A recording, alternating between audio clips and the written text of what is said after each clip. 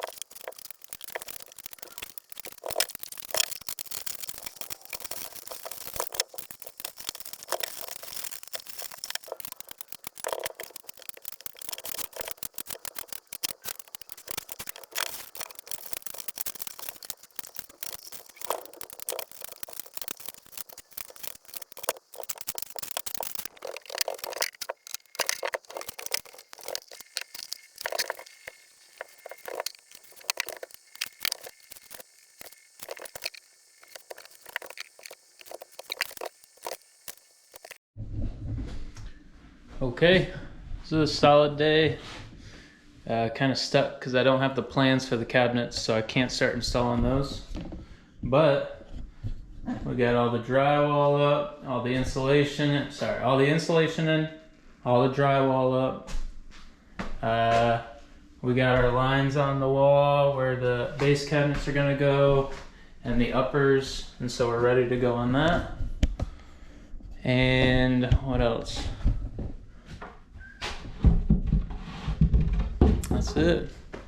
We got our finished coats of mud where we need it, and it's coming together. So tomorrow we'll install the cabinets,